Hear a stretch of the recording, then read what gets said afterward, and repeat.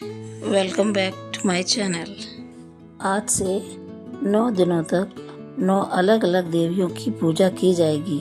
शास्त्रों के अनुसार नवरात्रि के पहले दिन माँ शैलपुत्री की पूजा की जाती है। शैलपुत्री माता को उमा, सती और हेमवती आदि नामों से भी जाना जाता है। माँ शैलपुत्री का वाहन वृषभ है। माता के माथे पर चंद्रमा सुशोभित है और उन्हें सफ़ेद रंग प्रिय है।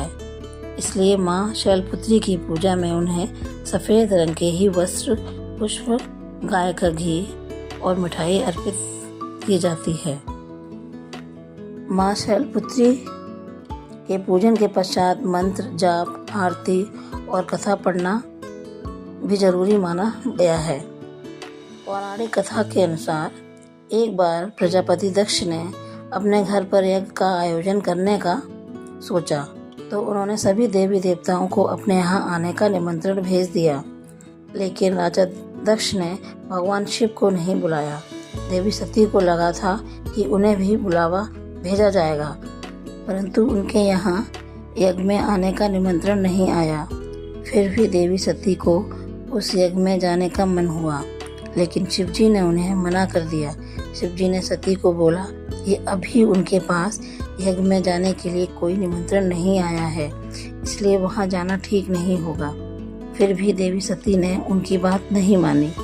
बार बार यज्ञ में जाने का आग्रह करने के कारण भगवान शिव ने उन्हें जाने की अनुमति दे दी। फिर देवी सती जब अपने पिता राजा दक्ष के यहाँ पहुंची तो जाकर उन्होंने देखा कि अपने पिता के यहाँ कोई भी उनसे सम्मान और प्रेम के साथ बात नहीं कर रहा था। वहीं देवी सती की अन्य बहनें भी उनका तथा शिवजी का मजाक उड़ा रही थीं।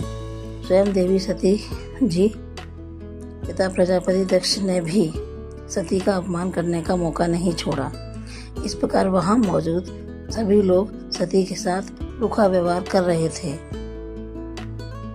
लेकिन जब सती जी की माता ने अपनी बेटी को देखा तो प्यार से गले लगा लिया, परंतु अन्य सभी का ऐसा व्यवहार देखकर सती बहुत ही दुखी हो गईं। तब अपना और अपने पति शिव जी का अपमान उनसे सहन न हुआ।